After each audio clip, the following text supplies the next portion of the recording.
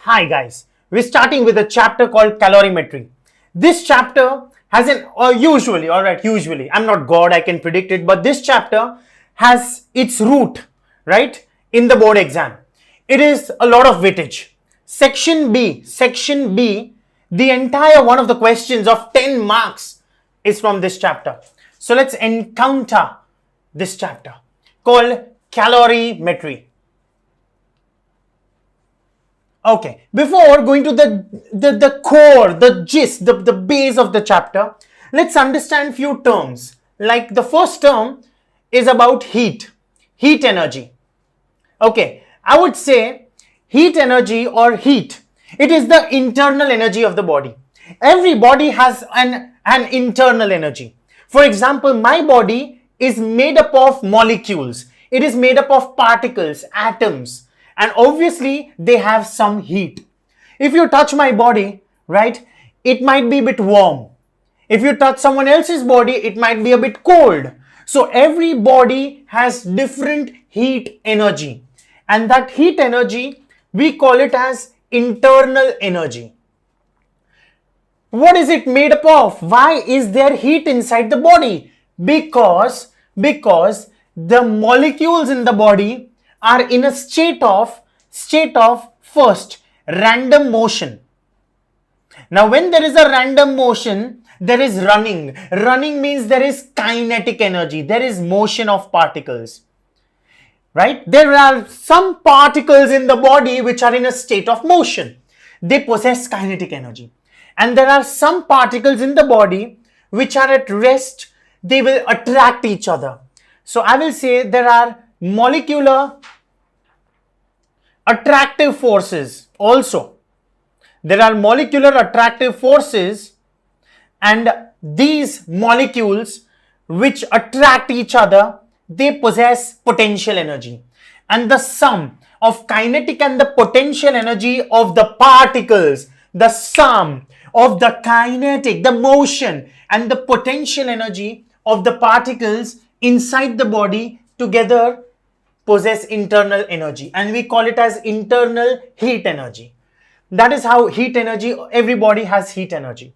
When two bodies are in physical contact with each other, the heat flows from a body of higher temperature to a body of lower temperature till a thermal equilibrium is attained. Till a thermal equilibrium. That means the heat in both the bodies is the same. Right? I can say that if this is a hot body and this is a cold body and they both are in physical contact, the heat flows from a hotter body to a cold body. The hot body will lose heat energy, the cold body will gain heat energy. Right? This is what happens. This is called as a flow of heat. If I talk about temperature as my second parameter, yes, temperature, second pointer. Temperature is nothing but a degree. Okay, it's a measure of degree of hotness or coldness of a body. It tells me how hot the body is or how cold the body is. That's it. So it is a measure or it is a degree of hotness or coldness of a body.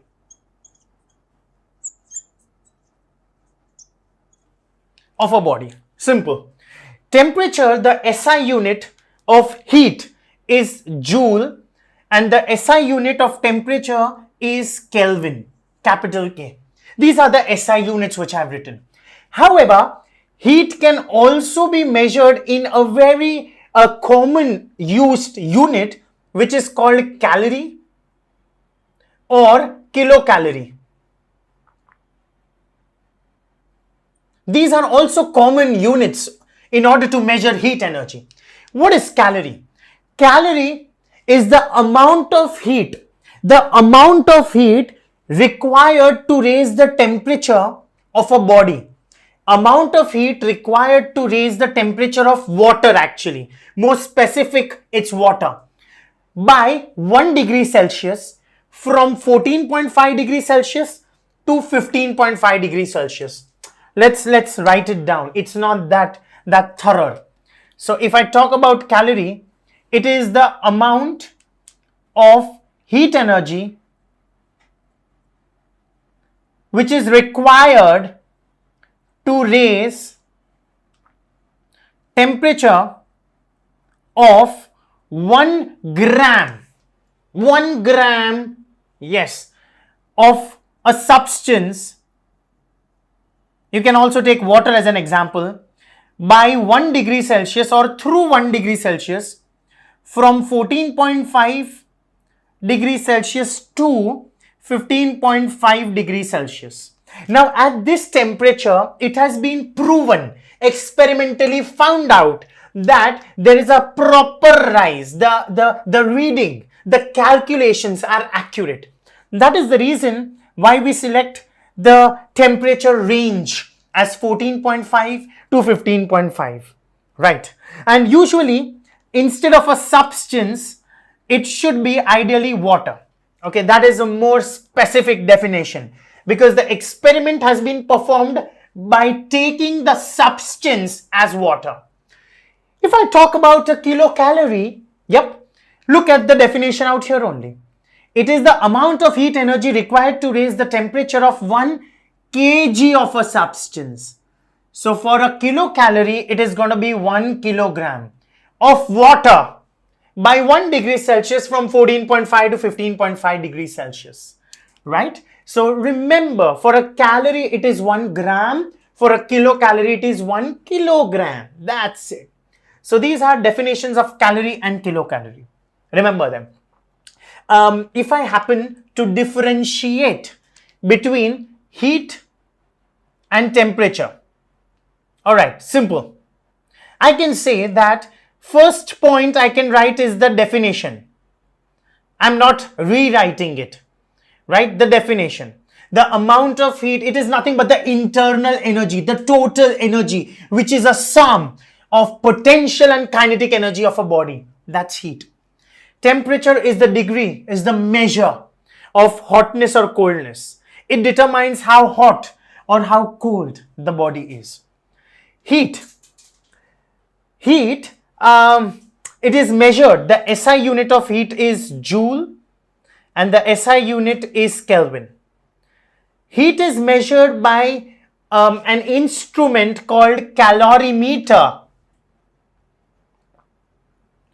Temperature is measured by an instrument called thermometer. Fourth pointer, remember one thing. This is not a differentiation, but just a pointer. Two bodies may have the same heat, but they have different temperature, possible. For example, if you touch my body and if you touch another person's body, person Y, then the amount of heat in both the bodies might be the same. But if I take a thermometer and measure my temperature, it will show 98.5 Fahrenheit. But if you give him the thermometer and measure his temperature, that guy is having fever, yeah, poor thing. And the temperature is 102 degree Fahrenheit, right? So I can say our temperatures are different, but still the heat energies is the same. Similarly, two bodies may have the same temperature, but I might be hot, he might be cold, obviously, right? So I can simply say that two bodies may have same heat, different temperature, and vice versa. But I can't put this as a pointer in my differentiation, right? Talking more about heat. Heat, okay.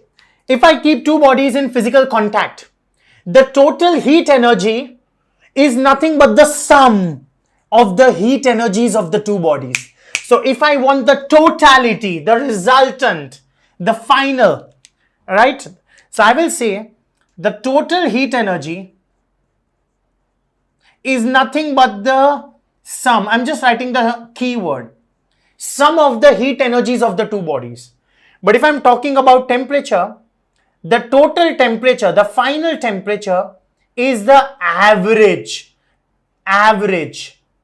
that is going to be the mean, the this plus this upon 2.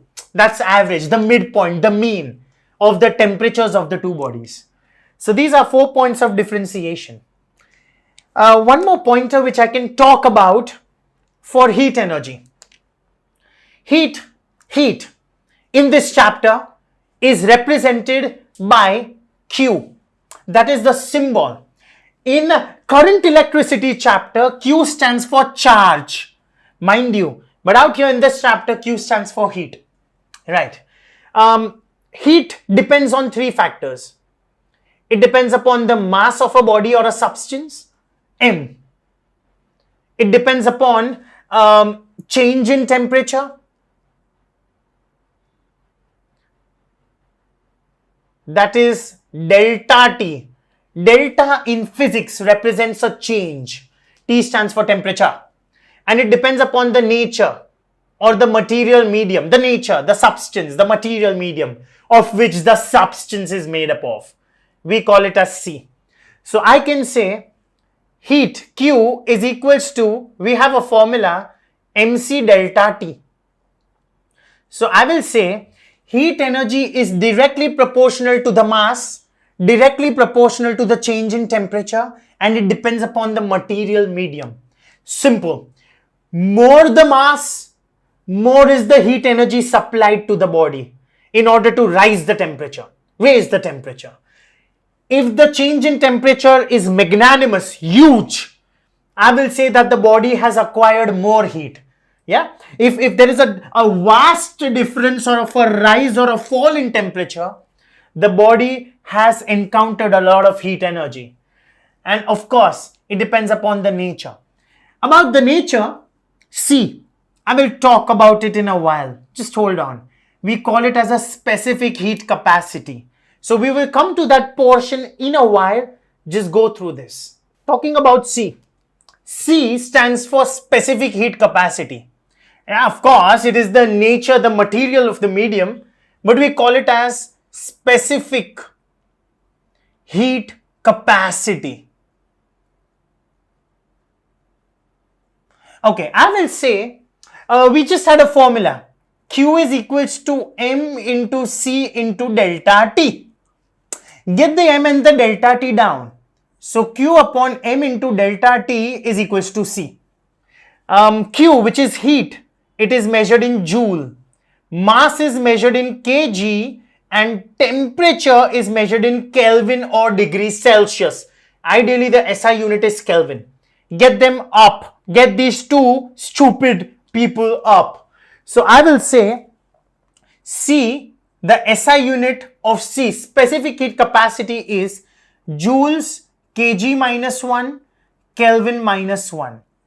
Sometimes it may also be joules per Kelvin, that is kg minus 1, kilogram minus 1, degrees Celsius minus 1. Right. So this is the SI unit of measurement of specific heat capacity. Now, what is the definition of specific heat capacity? It is the amount of energy, just like your calorie definition, almost very similar.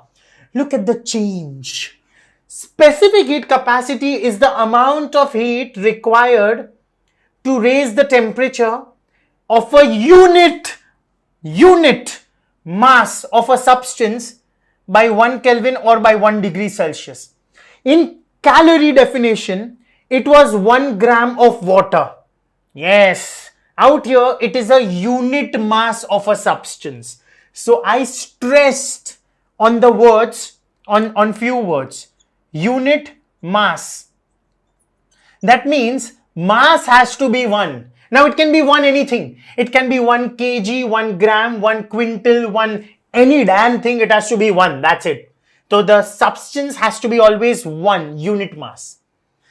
Right. So that is the definition of specific heat capacity. If I talk about one step further, giving you an example, I take an example of water.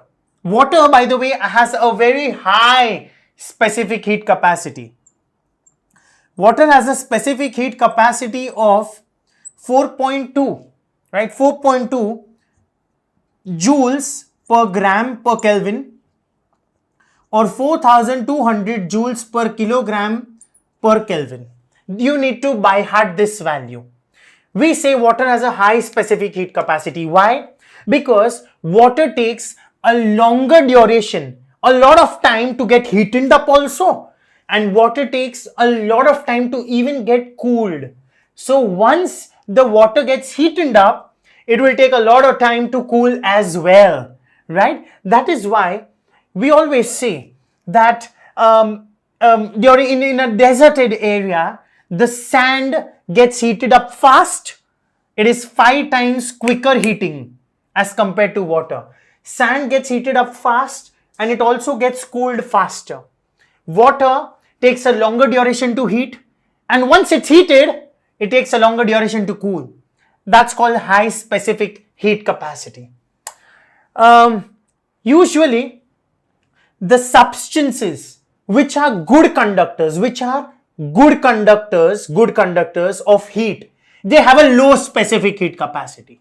Now, because come on, common sense. Those substances having low specific heat capacity, they get heated up faster, cooled faster. That's what we want because they are good conductors of heat energy, right? All right. Now, what is the interpretation of this? Matlab what? What now? Look, if I say 4.2 joules per kg per Kelvin, that means in order to raise the temperature of water by 1 Kelvin, in order to raise the temperature of, this is gram, you can make it 4200 joules per kg Kelvin. It was 4.2 joules per gram Kelvin. Yeah, come on. Yeah, this one. Okay, just look at the interpretation of this one. In order to raise the temperature of water of 1 kg of water by 1 degree Celsius or 1 Kelvin, we need to supply 4200 joules of heat energy. Damn, huge. Similarly, about this one, in order to raise the temperature of 1 Kelvin, of 1 gram of water by 1 degree Celsius or 1 Kelvin, in order to raise the temperature of 1 gram of water by 1 degree Celsius or 1 Kelvin, we need to supply 4.2 joules of heat energy. Damn, huge amount, right? So it has a high specific heat capacity. The next concept is about thermal capacity. Thermal capacity is represented by C dash. That's the symbolic representation. And we have a formula, C dash is equal to M into C. M into C. That is mass into specific heat capacity. So C dash is going to be M. C. Come on. This is the formula for C, guys. This one. And that is Q upon M delta T. So the mass gets cancelled out. And we can claim that C dash is equals to Q upon delta T. Q is measured in joules and temperature is measured in Kelvin. So the SI unit of C dash is joules Kelvin raised to -1 or joules per degree Celsius. This is the SI unit of thermal capacity. Now, what is the definition of thermal capacity? Again, the same monotony continues. It is the amount of heat required to raise the temperature of a substance by 1 Kelvin or 1 degree Celsius. Damn, what is the difference? If I talk about specific heat capacity, it is a unit mass of a substance. And if I talk about thermal capacity, it is simply a substance. So the catch is unit mass, just a substance. Yeah, that's the catch. So if I happen to differentiate between C, specific heat capacity, and thermal capacity, first, you can talk about the formula. C is equals to, you can just copy it down now, Q upon M into delta T. C dash is equals to Q upon delta T. Second pointer. Specific heat capacity is independent on mass. Because we know that in the definition of C, it is always a unit mass. You can't change it. It has to be 1. So I say that, come on, this C is not dependent on mass. Thermal capacity, yes, it depends upon the mass, because if the mass changes, the thermal capacity of the body keeps on changing. So I will say it depends on the mass. And you can talk about the SI unit. It is joules, kg minus 1, Kelvin minus 1, and this is joules, Kelvin minus 1. 3 points are sufficient to differentiate between both of them. And definition is always there as the 4th pointer. Right. So we spoke about many things. We spoke about the heat, the temperature, factors affecting heat, specific heat capacity, and thermal capacity. We go on with my next answer, which is calorimeter. Go through this, we jump to the next portion. Talking about a calorimeter. If you talk about the diagram of a calorimeter, first there is a wooden lid. Now this may come for drawing also. There is a wooden box, and just above the box there is a wooden lid with 2 or 3 openings, you can say. Yeah, something like this. Inside there is a surface. This is a calorimeter. Yeah, this is a calorimeter, and you can say this is a stand. So a wooden box, a wooden lid as a covering with 2 openings. One of the opening is for a thermometer.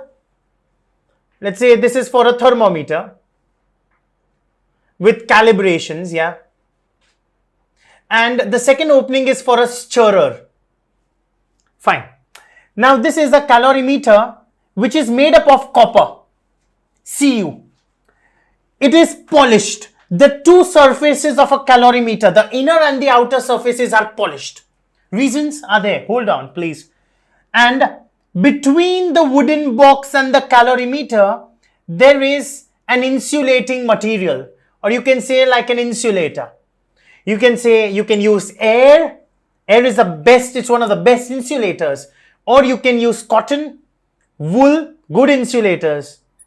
Or you can use wood as well as an insulating material.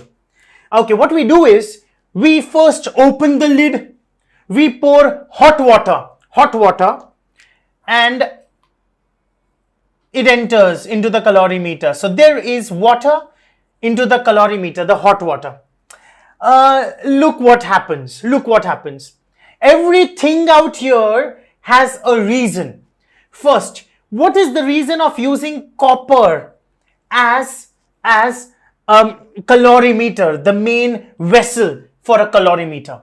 2 reasons. First reason, copper has a very low specific heat capacity. So copper is used.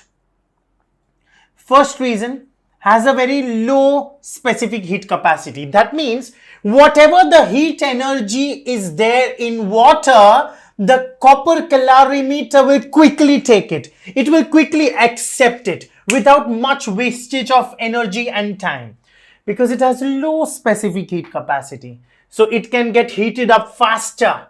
Yes. Second thing is, it is cheap, easily available. Yes, it's cheap and it is easily available.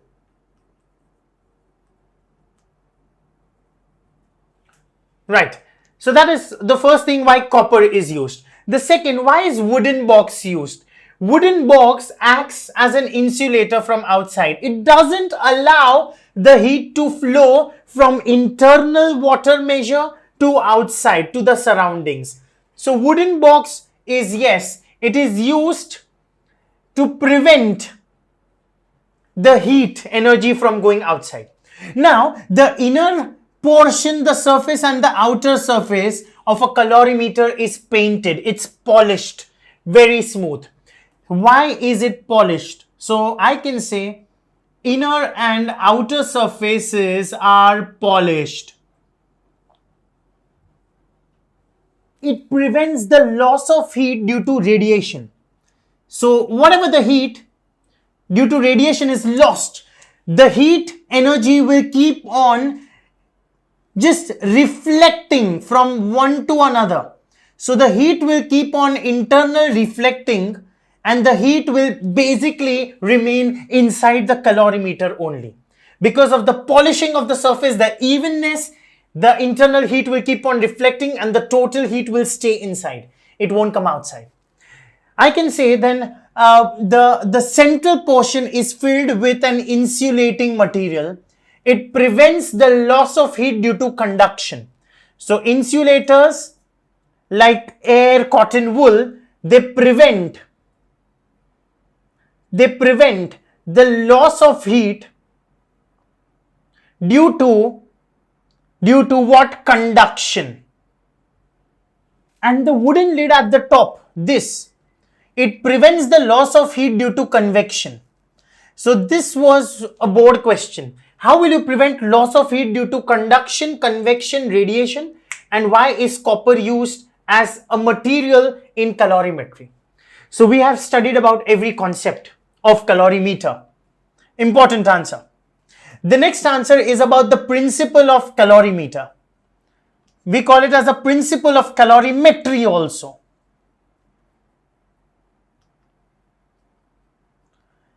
Okay, we also call it as method of mixtures. According to the principle of calorimetry, the heat, whenever two bodies are kept in physical contact with each other, the heat gained by a cold body is equal to the heat lost by a hot body till a thermal equilibrium is attained.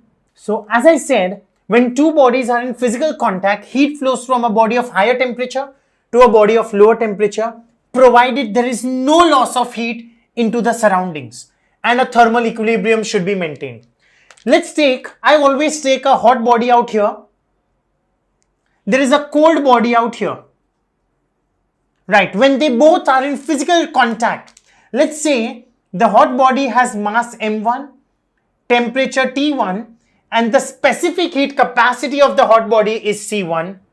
For a cold body, the mass is m2, the temperature of the body is T2, and the specific heat capacity is C2. If T is the final temperature attained by the body, final temperature means what? Can I say it is the temperature at equilibrium? When both the bodies are in physical contact, hot body loses heat and cold body gains heat till thermal equilibrium is attained and there is no loss of heat into the surroundings. I say that heat gained by a cold body is equals to heat lost by a hot body. Alright, and I can say that if I happen to write this as a formula, it's gonna be M1 C1 into, I call it as delta T1. I'll show you what exactly is this. Is equals to M2 C2 into delta T2. I'll just write this in more depth. M1 C1. Look what is delta T1. A hot body will lose the heat energy. That means temperature 1 is very high. Somewhere I can say this is the greatest of all values. Temperature 2 is of a cold body. It is the least of all values. And between the two temperatures, if this is 80 degrees Celsius, this is 20 degrees Celsius. Can I say the final temperature will be somewhere between 80 and 20? So delta T1 matlab change in the first temperature. It will be T1 minus T. And out there it is going to be M2 into C2. It will not be T2 minus T. Nope. It is always the bigger value minus the smaller value. So it has to be T minus T2. This is like your delta T2 and this is like your delta T1. So this is the principle of method of mixtures or the principle of calorimetry. So go through these two answers and then we'll go with the few consequences. What I'm saying is, hold on man. If I talk about few consequences, they come as give reasons. Listen, during a land breeze or a sea breeze, come on. If I'm talking about a land breeze, you know what? Land breeze, when does it occur? Check. During the daytime, guys, during the daytime, can I say because of the sun, the land gets heated. Land is heated 5 times faster. And if the land is heated 5 times faster, the air above the land goes up, rises up, becomes rare. So can I say there is a partial vacuum? And the sea, the breeze coming from the sea goes towards the land, and that's a sea breeze. Because water takes a longer time to cool up. Water has a high specific heat capacity. So during the daytime, we have sea breeze. During the night, sea, which has been heated for a longer duration throughout the day, the air above the sea rises up. It's a partial vacuum. Land gets cooled up faster as compared to the sea. It has low specific heat capacity. The winds blow from land and they go towards the sea. So in the night we have land breeze. Have you seen the fomented bags? Fomentation, yeah, the fomented bags. Those old people, not only old people, during massage. I've got a backache. Ow, my back is paining. Mama, give me a bag of hot water to keep it behind. We get some relief. What are those bags called? They are called fomented bags. What happens? We fill hot water in those fomented bags. Water remains hot for a longer period of time because water has a high specific heat capacity. It takes a longer time to cool down. So in those bags, you can actually get the hot water for the relief purposes for a longer period of time. In cars, you know what? When you talk about the water acting as a coolant, it is used in radiators, engines. When the car gets heated up, the engine gets heated up, the water circulates on the engine in pipes along with some coolant. That's what we use the word as. What does that do is, it takes up the heat energy from the engine, and water having a high specific heat capacity, right? It stores the heat inside it, does not let the heat evolve back into the engine, and the engine is cooled. Farmers use water, right? Water during the winter seasons so that the crops are not affected. Why? What's the reason? Again, water takes a longer time to even cool down. So if the crops are flooded with water, right? Flooded with water. Obviously, those crops which can grow underwater, we can cultivate only those. Water, what happens is, it takes up the heat from the surroundings. It takes a longer time to get frozen. So once the heat is absorbed from the surroundings in water, is it true? Rubbish. Water does not take the heat from the surroundings. Come on, think. I was testing y'all. You just go with the flow, na? Think. Water has the heat inside it also. It gives out the heat into the surroundings. Because the surroundings are cool. They will take the heat. They absorb the heat from the water and the water will start becoming cool. But water having a high specific heat capacity, it can sustain for a longer period of time. So I can say, once I feel as a farmer that yes, now water has almost lost its capacity and it will turn into ice, I will drain out all the water and fill my farm with a new logged off water, with a new set of water, not set of water, but with more water, a different portion of water. This is what a high specific heat capacity uses are of water. Even when you keep drinks, okay, cold drinks, yeah, in cold countries, the cold drinks or any drink bottles are kept inside a bucket of water. Because first, the water actually is a savior for those cold drinks. What water does is, the water from the surroundings, it absorbs the heat energy of water. So I will say the water requires 4.2 joules or 4,200 joules of energy, okay, in order to change its temperature by 1 degree Celsius. So if I want to cool cool 1 gram of water, I need to take 4.2 joules of heat energy, 4.2 joules of heat energy from the water to cool it by 1 degree Celsius. Yes, because we know that it has a specific heat capacity of 4.2 joules gram minus 1, Kelvin minus 1, or 4200 joules kg minus 1, Kelvin minus 1.